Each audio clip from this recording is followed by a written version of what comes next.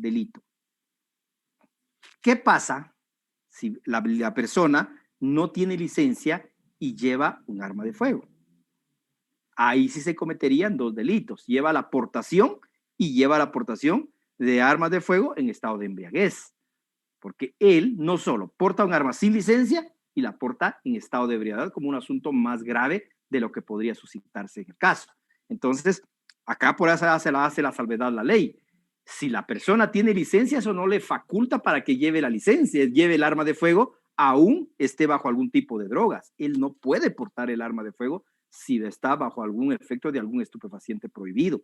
Por lo tanto, eso es constitutivo de un delito. Ya nosotros vamos a ir viendo en procesal penal cómo se van a ir juzgando y nosotros vamos a ir conociendo que los delitos con prisión pues van al procedimiento común y los delitos con faltas van al procedimiento de faltas. ¿Qué distinto es una falta a un procedimiento de faltas? Que eso tenemos que nosotros tener claro, porque ya van a entrar ustedes a procesal penal y van a conocer, y muchos dicen, es falta, porque como tiene una multa, no es falta, es un delito que está sancionado con multa y se va a juzgar por el procedimiento de faltas. Entonces, hay faltas como conducta ilícita y hay un procedimiento de faltas, que es distinta, ¿sí? Entonces, pero muchas veces en la costumbre van a decir, es una falta. No es una falta, es un delito que se va a juzgar por el procedimiento de faltas. Y aparte están las faltas que también se van a juzgar por el procedimiento de faltas. Entonces, ahí es donde nosotros tenemos que ir analizando ese extremo. Pero acá, la sanción es en multa. Por llevar consigo un arma, aún teniendo licencia, es delito por hacerlo en estado de embriaguez o bajo efectos de alguna droga que pueda producir algún efecto secundario en la persona. ¿Estamos? Vamos al 129, que esto ya lo habíamos analizado. Tenencia o portación. Por eso es que hacía yo mención en cuanto al capítulo 4. ¿De qué nos está regulando nosotros? La portación. Pero por alguna razón, acá el legislador se le había olvidado que estaba tratando un capítulo de portación y le anotó al 129 también tenencia. Pero es que la tenencia ya está regulada en la tenencia. El 113. Entonces, no había razón de darnos esa gran perdida y venirnos a nosotros y a complicarnos a la hora de aplicar la ley. Si lo dividió entre la tenencia en un capítulo y la aportación en otro, ¿por qué nos viene en el 129 a regularnos las dos conductas, tenencia o aportación? No, si la aportación está regulada en una y la aportación está en este capítulo. Pero así quedó y ahí tenemos ese grave problema nosotros en la norma para el momento de interpretarse. Y dice, tenencia o aportación de armas de fuego con número de registro alterado, borrado o no legalmente marcada por la DIGECAM. Comete el delito de tenencia o aportación de armas de fuego con número de registro alterado o no o borrado la persona que tenga en su poder una o más armas de cualquiera de las condiciones mencionadas. El responsable de este delito será sancionado con prisión de 10 a 12 años inconmutables y comiso de las armas. Entonces, ¿qué pasa acá? ¿Qué presupuestos pueden haber para cometer este delito? Portar un arma con número de registro alterado, lo que hablábamos nosotros, los registros que tienen toda arma de fuego. Lo comparábamos cuando vimos este delito con las placas de circulación del vehículo. El registro externo que tiene un arma de fuego es ese registro que deben llevar. Registro ante la DIGECAM. Si se altera ese registro, estaremos cometiendo este delito. Número alterado. Por ejemplo, al 6 le bajamos más la colita para que se aparezca un 8. Ahí estamos alterando ese registro. Borrado, aquellas personas que van y esmerilan ese registro. Generalmente son 6 caracteres. Esos 6 caracteres borrados con un esmeril a manera de que se borre totalmente el número, entonces ahí estaríamos cometiendo el delito. O que esa arma de fuego no sea marcada ante la Dirección General de Control de Armas y Municiones. Esto es a la implementación de esta nueva ley de armas y municiones en las cuales obliga que toda arma de fuego sea presentada ante la DIGECAM para su registro correspondiente. ¿Dudas? Bueno, estamos a menos de un minuto, vamos a tratar de leer el 130 y para explicarlo posteriormente. De la aportación de un arma de fuego sin licencia correspondiente. Comete falta, aquí sí lo cataloga como falta, no es un procedimiento de falta, es una falta. La persona que teniendo licencia para aportación de arma de fuego porte esta sin llevar consigo la licencia respectiva, siempre y cuando esta esté vigente. En este caso, las fuerzas de seguridad constatarán que con la DIGECAM sobre la vigencia de la licencia y recogerán el arma o las armas respectivas, las cuales deberán ser enviadas en un plazo no mayor de 24 horas a la DIGECAM. El juez competente deberá resolver en un plazo no mayor de 72 horas. El juez que conozca del caso impondrá al infractor una multa de 1,000 a 1,500 quetzales. En caso de reincidencia, se duplicará la sanción y el juez que conozca el caso retendrá el arma de 1 a 3 meses calendario, enviando el arma a la DIGECAM en calidad de depósito, donde podrá el propietario solicitar su devolución de conformidad con la presente ley. Entonces, veamos acá, es teniendo licencia y no llevarla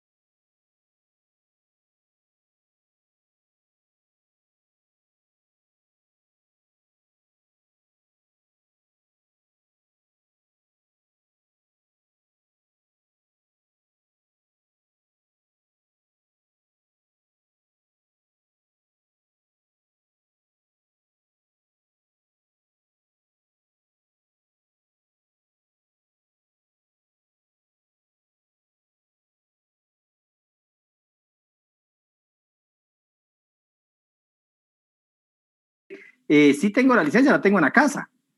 Y al momento de requerirse a la DGCAM se establece que no tienen licencia. Entonces, ahí hay una portación ilegal de armas de fuego y deportivas. Ahora, si tiene la licencia y la presentan posteriormente, es una aportación de un arma de fuego sin licencia correspondiente, pero es teniendo licencia vigente, no la llevan. Esto es muy distinto a este tipo penal de no tener licencia. 131, portación ostentosa de arma de fuego. Este es un delito donde da problema su aplicabilidad y ha dejado tener uso derivado a las mismas consecuencias que hay y que podemos establecerlo nosotros en regiones de fácil aplicabilidad, Occidente. Pero en Oriente es muy difícil darle cumplimiento a este tipo penal y recordemos que esta ley es a nivel nacional, no solo para determinados sectores. Y entonces acá nos dice, las personas con licencia de portación de armas deberán portar encubierto y sin identificación, o sea, sin que sea visible a las demás personas.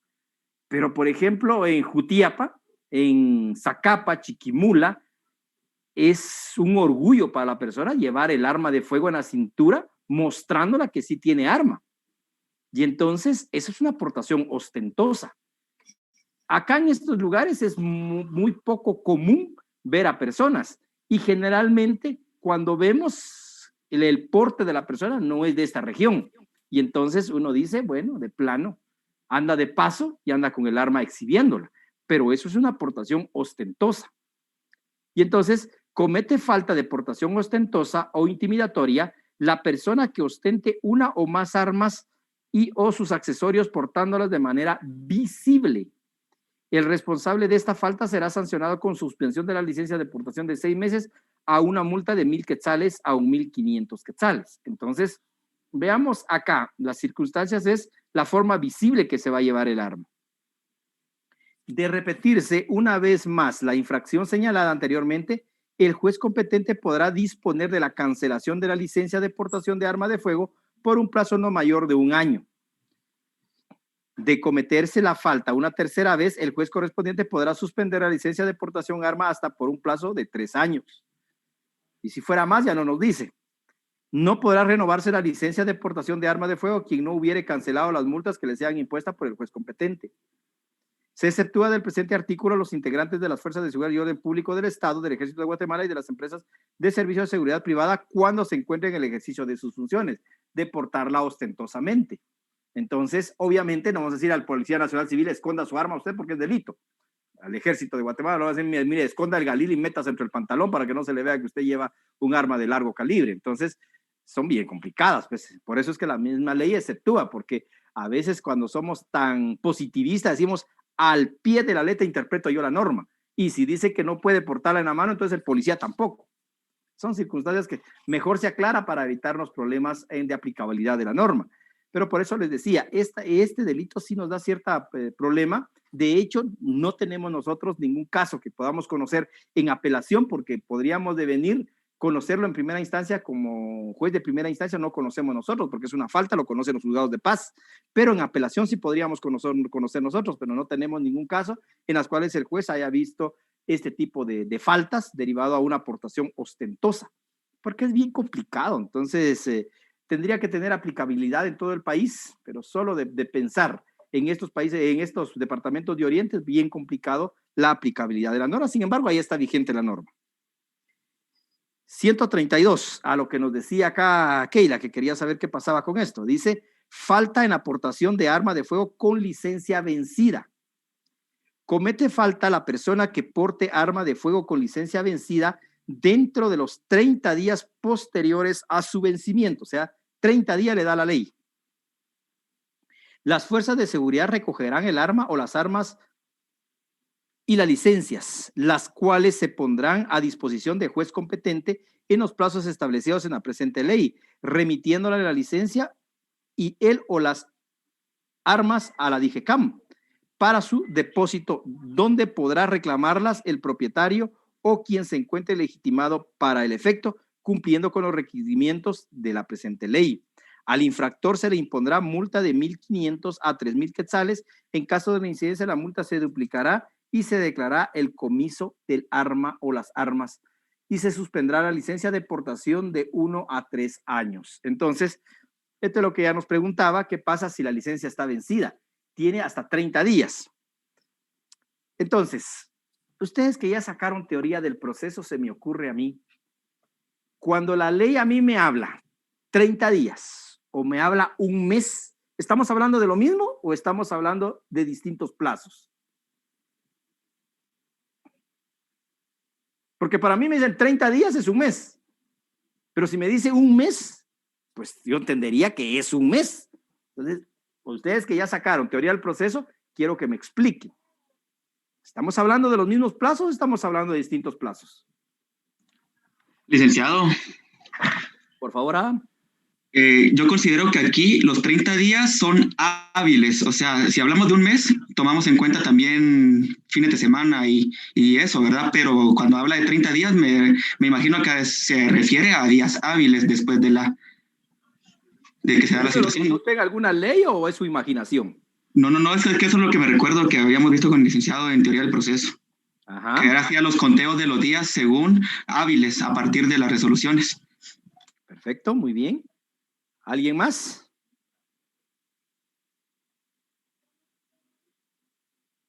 Que no vaya a resultar diciendo segundo lo que dijo Adam, porque tiene toda la razón, pero sin tener sustento. Veamos, jóvenes, la ley de los organismos judiciales quien nos aclara esa duda, y Adam tiene toda la razón. Entonces, cuando la ley nos habla a nosotros en plazos en días, son días hábiles. Cuando la ley nos habla de mes calendario, nos está incluyendo fines de semana. Entonces, si nos dice de un mes, nos está hablando del calendario total. Si nos está diciendo días, nos está diciendo días hábiles. Y entonces acá, cuando nos está diciendo la persona es que tiene 30 días, por eso es que yo hacía mención de 45 días, porque a lo lejos me recordaban que eran 45 días porque la ley lo da en plazo en días. Y si nos dan plazo en días, tenemos que hacer días hábiles, en las cuales se debe computar el plazo correspondiente. Entonces, la licencia venció hoy, él tendrá 30 días, o sea, 30 días hábiles para que pueda renovar su licencia. Aunque se arriesga que cometa una falta, porque no es que que esté exonerado, que él tenga 30 días, no. Él únicamente cometería una falta, no estaría cometiendo portación ilegal de armas de fuego, uso civil o deportivas. Si lo hace después de ese plazo, sí estaría cometiendo portación ilegal de armas de fuego. O sea, ojo, no es que el 132 nos está dando la facultad de tener un mes para renovar licencia. No. Si ya está cometiendo una infracción a la norma, pero una infracción leve llamada falta por tener la licencia vencida. Ah, pero si se le pasa ese plazo, entonces ahí ya no sería una falta, ya sería un delito de portación ilegal de armas de fuego de uso civil y o deportivas. ¿Está claro? Bueno, yo supongo que sí. Vamos entonces, capítulo 5, sobre los polígonos de tiro. Construcción clandestina de polígonos de tiro. Comete el delito de construcción clandestina de polígonos de tiro quien sin autorización de la DIGECAM instale o acondicione lugares para la práctica de tiro de uso público o privado. El responsable de este delito será sancionado con prisión de 5 a 8 años. Entonces, el polígono es un lugar donde se va a utilizar para aprendizaje de tiro con armas de fuego. Ahí es donde se va a tener ese ensayo que se vaya a realizar y se dan los mecanismos de distancia, de ubicación, de acondicionamiento del lugar para que se pueda disparar. Entonces, tienen que estar autorizadas por la DIGECAM. Aquí en Chimaltenango, si usted va al Barranco del Condenado, hay un campo de tiro ilegal, clandestino. Ya sabemos nosotros de qué grupo criminal lo hace, pues. Y ahí les ha exigido a sus integrantes un 90% de efectividad a pegarle a las personas cuando ellos van a hacer sus hechos, sus fechorías. Entonces, ahí este conocimiento público, que ahí lo llevan a ensayar y ahí disparan ellos, pero eso es ilegal. Entonces, por eso es, alguna persona puede decir, mire, yo tengo un terreno, voy a ubicarla, acondicionarla para disparo, para ensayo de tiro de armas de fuego, eso es ilegal, sería un polígono clandestino. Entonces, no podría si no se cuenta con autorización de la DIGECAM. Entonces, obviamente hay consecuencias, ahí se convertiría en delito. Capítulo 6. Modificación y reparación de armas de fuego. 134. Modificación ilegal de armas de fuego.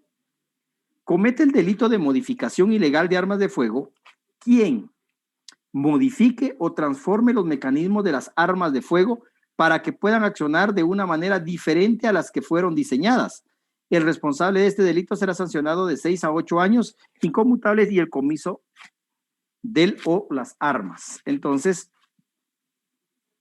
nosotros tenemos una investigación de la Mara Salvatrucha en las cuales ellos contratan a personas directamente para este tipo de actividades, modificación de armas de fuego.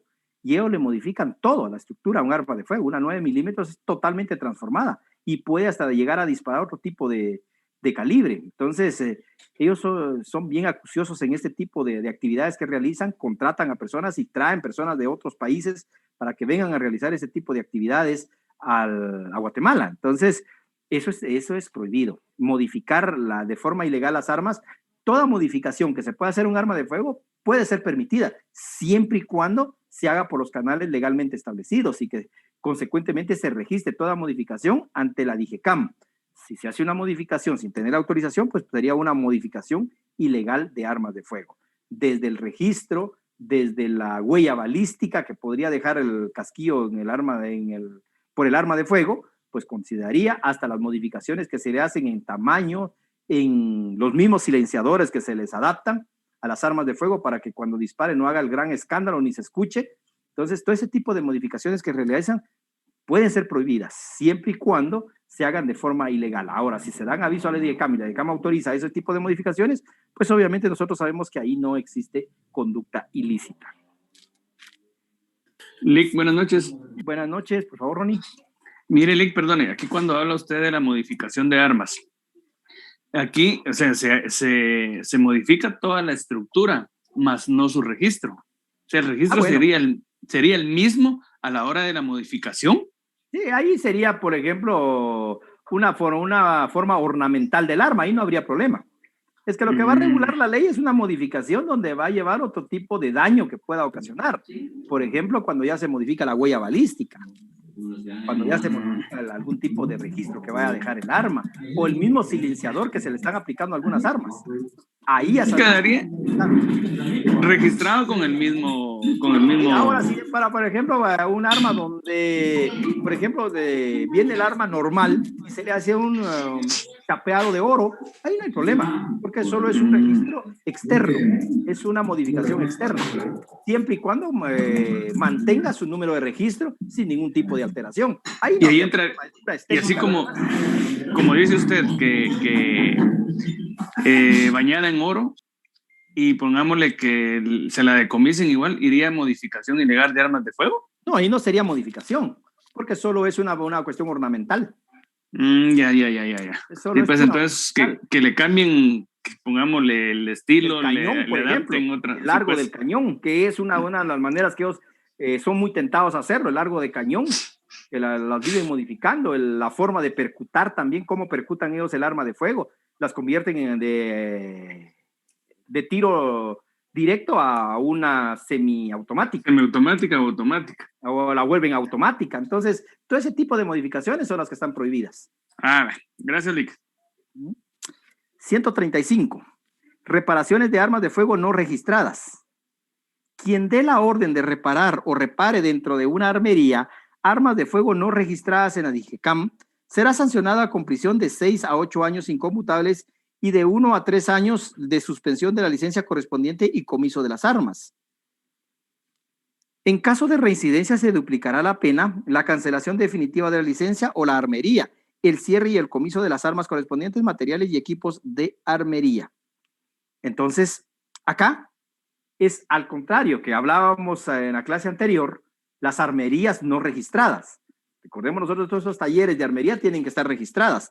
Acá sí se lleva un arma a una armería registrada. Aquí el problema es el arma no está registrada en la DIGECAM, por lo tanto, ahí hay delito también. Podría alguien decir, pero es que la armería está registrada, o sea, ¿para qué está entonces? Para reparar armas, sí, pero puede reparar armas legalmente registradas, no armas no registradas. Entonces, ahí es el problema. Entonces, acá nos dice quien dé la orden de reparar o repare dentro de una armería. O sea, cuando nos está diciendo dentro de una armería, estamos hablando de una armería legalmente autorizada, legalmente registrada. Y entonces, armas de fuego no registradas por la DGCAM. Allá el tipo penal es reparar armas en lugares no autorizados, en armerías no registradas. Acá es reparar armas en armerías registradas, pero armas no legalmente registradas ante la DGCAM. Espero no se vayan a confundir ahí porque son dos presupuestos distintos. Distinto es la armería no registrada, no autorizada, y distinto es en una armería reparar armas no registradas. Ahí es donde constituye delito. En caso de reincidencia, pues se duplicará la pena, como se dice acá. ¿Dudas? Lick, respecto a la modificación ilegal de armas de fuego, entonces una persona con solo el hecho de cargar un arma que se le haya modificado el registro, se le puede imputar este delito de modificación ilegal, no teniendo certeza de que sea ella la persona que haya modificado. Ajá. No, porque acá nos habla, nosotros dice, comete el delito de modificación ilegal de arma de fuego quien modifica o transforme los mecanismos de las armas de fuego para que puedan accionar de manera diferente. Entonces, aquí sí ya está diseñada de otra manera y a la de su fabricación, pues se le va a atribuir a la persona que lo lleve, salvo que se pueda establecer dónde la modificó. Sí, pues, no se le podría también imputar el delito de portación ilegal por cargar un arma con registro alterado. Siempre y cuando, es que lo que pasa es que en este caso no es tanto el registro el que se va a alterar, sino la huella balística, porque al final de cuentas ellos lo que no quieren es que quede evidencia de qué arma se está disparando. Y el registro no hay problema, el registro es algo externo para ellos. El problema es la huella, el registro de la huella balística, porque esa sí es única. Entonces, al momento de disparar, eso es lo que se busca, modificar, que cuando se tire, modifique la huella balística y consecuentemente no se pueda ubicar qué arma de fuego fue la que la disparó. Y por eso es que alargan los cañones, a veces los amplían para que al momento de disparar pase el proyectil ya impactado, pero ya no pasen marcando la huella. Entonces, por eso es que le hacen ese tipo de modificaciones. Los silenciadores es otra de las formas que ellos hacen, a manera que cuando ese silenciador active, no permita el gran impacto que va a ocasionar el proyectil y que al momento ahogue y no permita llevar huella balística. Eso es lo que al final de cuentas se busca. Entonces, al final de cuentas, lo que están buscando en ese tipo de modificaciones es que la huella balística no vaya a dejar impresa en el proyectil. Y entonces, en el rastro de ese proyectil que vaya a quedar, no quede la huella balística, para que no haya un rastreo de qué arma se utilizó para provocar ese acto ilícito. Eso es lo que al final de cuentas buscan ellos. Ya. Rastro de la huella balística. Entonces, igual si llevan un arma de fuego modificada y no llevan una licencia, se le pueden imputar 2 delitos, ¿verdad? Sí, se puede. Sí se puede porque había la aportación y se puede establecer la modificación que tiene también el arma. Y son muy evidentes, cuando son modificadas, son muy evidentes. Generalmente, nosotros tuvimos la vez pasada una 38, que son cortitas, estas son pistolas, y vienen y tenía un cañoncito así bastante largo. Entonces ahí ya se estableció y la DGCAM, el NACIF, nos confirmó ese extremo que había sido modificada para evitar la huella balística. Bueno, sigamos entonces. 136. Delito de sustracción de las armas incautadas a sujeto o sujetas a comiso. Quien por ejercicio de cargo o autoridad omita remitir a la DGCAM dentro del plazo señalado en esta ley las armas secuestradas, incautadas o sujetas a comiso, o sustraiga o las armas secuestradas, incautadas o sujetas a comiso, será sancionado con 5 a 8 años de prisión inconmutables. Entonces, acá la ley nos habla a nosotros de que las armas deben ser remitidas a la DGCAM. El artículo 24 de esta ley de armas y municiones nos establece que la única entidad encargada del depósito de las armas de fuego es la DGCAM.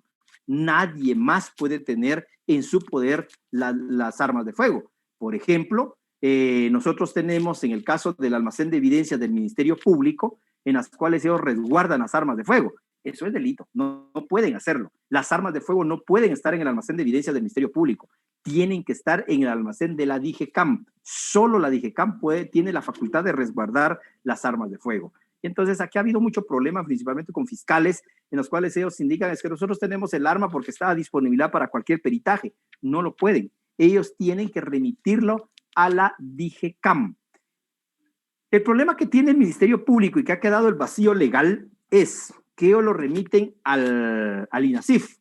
Y las facultades que la ley le ha dado al Ministerio Público es eso, investigar. Y tiene esas facultades la Fiscalía.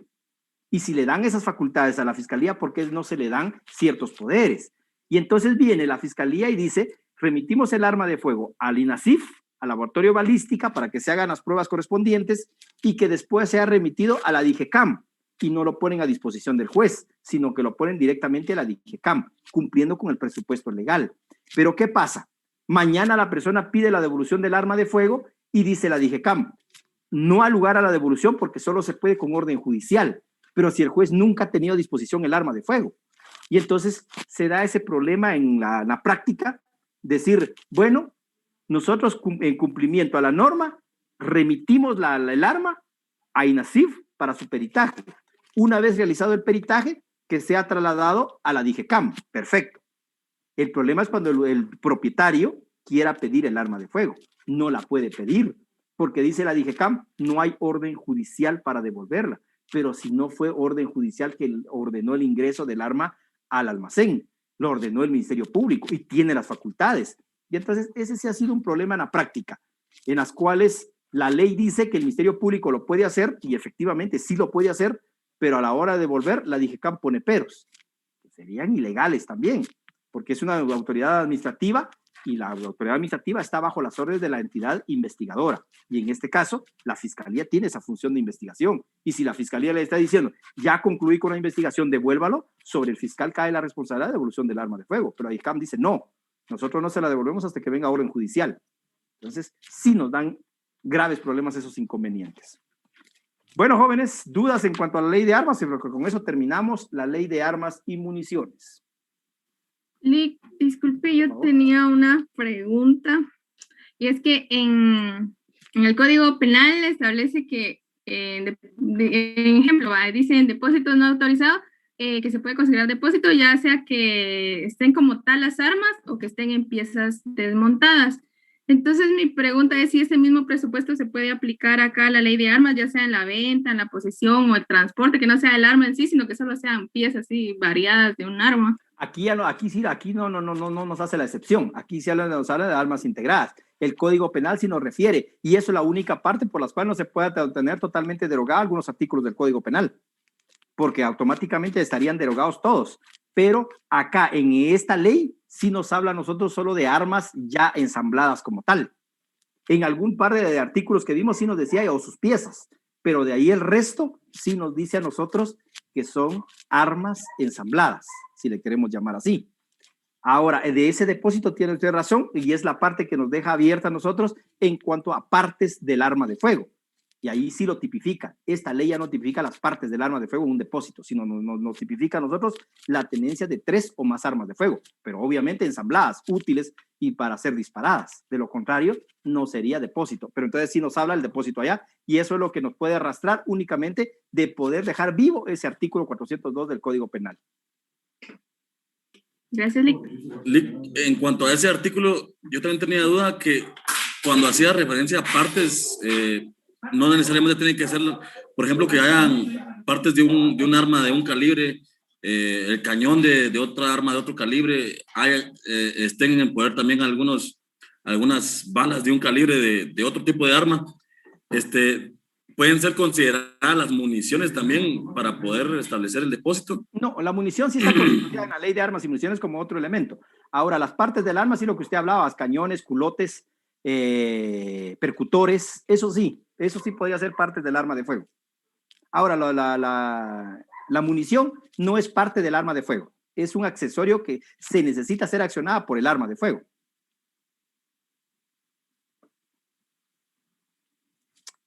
Bueno, entonces dejamos acá ley de armas y municiones y según el programa que nos corresponde a nosotros en la unidad 3, nos corresponden los delitos tributarios, ley contra defraudación y contrabando aduanero, ley contra delincuencia organizada. Entonces, jóvenes, recordarán ustedes que dejamos cuatro artículos en el Código Penal y que les dije que lo íbamos a ver en su momento. Entonces, nos ubicamos en el 358A, 358B, 358C y 358D como delitos tributarios que nos van a establecer nosotros acá, que esos no los habíamos visto. Entonces vamos al capítulo 4 de los delitos contra el régimen tributario. 358A. Defraudación tributaria. Comete el delito de defraudación tributaria quien, mediante simulación, ocultación, maniobra, ardid o cualquier otra forma de engaño, induzca a error a la administración tributaria en la administración del pago de la obligación tributaria de manera que produzca detrimento o menoscabo en la recaudación impositiva. El responsable será sancionado con prisión de 1 a 6 años que graduará el juez con relación a la gravedad del caso y multa equivalente al impuesto omitido. Si el delito fuere cometido por persona extranjera, se le impondrá, además de las penas a que se hubiere hecho acreedora, la pena de expulsión del territorio nacional que se ejecutara inmediatamente que haya cumplido aquellas. Entonces, veamos en el caso de la defraudación tributaria.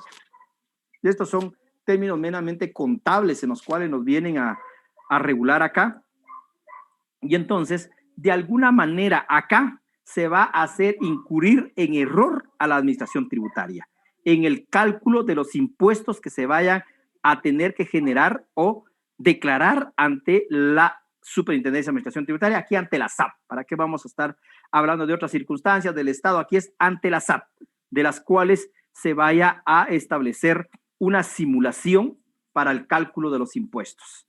Y entonces acá muchas personas son dadas específicamente a poder realizar declaraciones juradas, que no obstante, bajo el juramento de esa declaración, inducir a error a la administración tributaria. Y por ejemplo, acá tenemos en el caso de los tributos, el IVA, el impuesto sobre la renta y los otros delitos. Los más comunes, el IVA y el impuesto sobre la renta, en las cuales muchas veces en el IVA no se reportan todas las ventas y todas las compras. Acá, a los que son contadores van a establecer ese balance que vamos a tener entre el débito fiscal y el crédito fiscal. Entonces, el débito lo generan las ventas y el crédito lo generan las compras, en las cuales ese balance que van a obtener, obviamente, un comerciante es comerciante porque genera ganancia.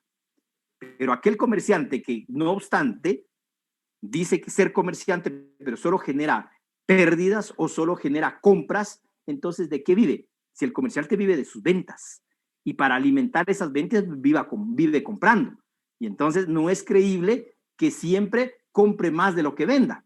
Hay épocas del año que efectivamente compra más. Por ejemplo, estamos estableciendo aquel comerciante de ropa, obviamente en los meses de septiembre y octubre es creíble que compra más, pero noviembre y diciembre tendría que vender más porque es la época de comercio de venta de ropa. Y entonces es ilógico que venga y diga que en diciembre compró más de lo que vendió. Eso es ilógico. Y entonces igual pasa en las librerías en tiempos sin pandemia, pues obviamente sabemos que en diciembre este comerciante de útiles escolares en diciembre puede reportar más compras que ventas, pero en enero ese es ilógico que me vaya a decir que va a reportar más compras de útiles escolares que ventas, porque es en enero donde más vende. Entonces, esa es la fluctuación que mantiene el mercado para establecer nosotros créditos mercantiles y débitos mercantiles, o créditos fiscales o débitos fiscales, de los cuales va a ir generando. Y de alguna manera vamos a ir estableciendo incurrir en engaño a la administración tributaria al momento del cálculo de los impuestos. Y entonces se va a utilizar cualquier tipo de ardid, cualquier tipo de maniobra para poder establecer, engañar a la administración tributaria en el cálculo de impuestos. Vamos con el 358B. Casos especiales de defraudación tributaria. Incurrirá en las sanciones en el incurrirá en las sanciones señaladas en el artículo anterior. 1. quien utilice mercancías, objetos o productos beneficiados por exenciones o franquicias para fines distintos de los establecidos en esta ley, que conceda exención o franquicia sin haber cubierto el impuesto que serían aplicables a las mercancías, objetos de productos de mercancías, productos beneficiados. Entonces, veamos acá.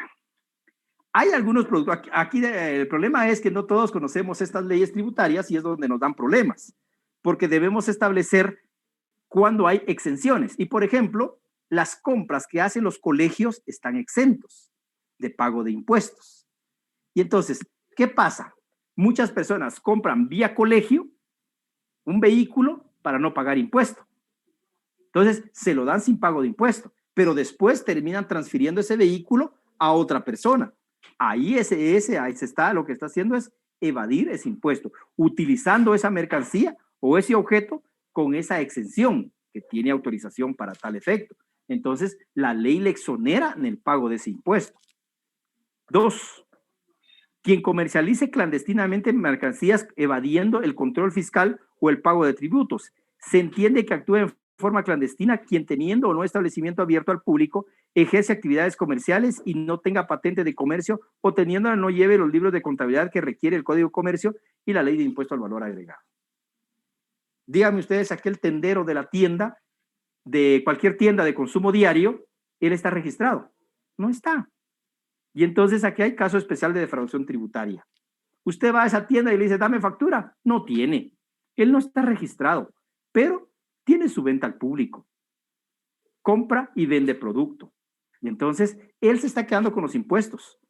Él simple y sencillamente, él cobra el débito fiscal. Cuando usted va a ir a comprar un Tortrix, él se lo vende al precio que vende también la Maxi, ¿sí? Con la diferencia que la Maxi sí paga el impuesto y este tendero no lo paga. Él se queda con el impuesto de la persona. A eso es lo que se llama caso especial de defraudación tributaria. 3. Quien falsifique, adultero, destruye sellos, marchamos, precintos, timbres u otros medios de control tributario, así como quien teniendo a su cargo dichos medios de control tributario les dé un uso indebido o permita a otro lo haga. Aquí es en sí la satisfacción del impuesto, porque es distinto a los delitos que se vayan contra la propiedad industrial. Aquí es falsificar o altruir los sellos en los cuales se establece el pago de los impuestos. Recordemos nosotros cuando se importa, por ejemplo, alcoholes ante la SAT, ya viene el marchamo donde se satisfizo el impuesto. Pero muchas veces para ingresar este producto, lo que hace es quitarse el marchamo y decir sí, o ponerle otro tipo de marchamo y diciendo ya pagó impuesto. Y muchas veces no se ha pagado. Y entonces acá lo que hay, y que va a constituir contrabando también. Y vamos a ver nosotros en el contrabando, en las cuales pueda constituir contrabando y pueda constituir casos especiales de defraudación tributaria, derivado que se está evadiendo las responsabilidades al fisco. 4. Quien destruya, altere o oculte las características de las mercancías u omita la indicación de su destino o procedencia, de la misma manera en las cuales muchas veces se oculta qué características o qué funciones tiene esa mercadería, con el fin de no pagar los impuestos correspondientes. 5. Quien hiciere en todo o en parte de una factura o documento falso que no esté autorizado por la Administración Tributaria con el ánimo de afectar la determinación o el pago de los tributos. Entonces, acá a todas luces es delito, pues. Una factura que no está autorizada por la SAT, pues obviamente eso sería ilegal. Sin embargo, nosotros podemos ver en la práctica que hay quienes emiten facturas de las cuales no están autorizadas por la SAT. Y entonces eso es delito. Quien lleve doble o múltiple contabilidad para afectar negativamente la determinación del pago de los tributos. Eso es muy común en los contadores, en los cuales se les pide doble contabilidad. Una, la que se va a presentar ante la SAT, y otra, la que se va a presentar ante los socios. Y entonces, ante los socios, ganancias de 2 millones de quetzales. Ante la SAT, ganancia de 200,000 quetzales. Hagamos la diferencia de cuánto impuesto se va de ahí. Si se presentara ante la SAT la contabilidad que se está presentando a los socios, pues obviamente sabemos nosotros que tendrían que calcular impuestos sobre 2 millones de quetzales. Ah, no, pero es como ante la SAT. Entonces ahí hagamos un cálculo por 200,000 quetzales de ganancia. Entonces ahí es donde deviene la doble contabilidad, la cual es prohibida por la ley, pero en la práctica se da. En la práctica se da la doble o múltiple contabilidad. También se llevan contabilidades para los acreedores, contabilidades para los proveedores y decirles, mire, es que estamos mal, usted no tenemos recursos, mire, esta es nuestra contabilidad, este es nuestro flujo financiero. Y es otro flujo de los cuales realmente se está presentando a las personas en las cuales se tenga algún tipo de relación. 7.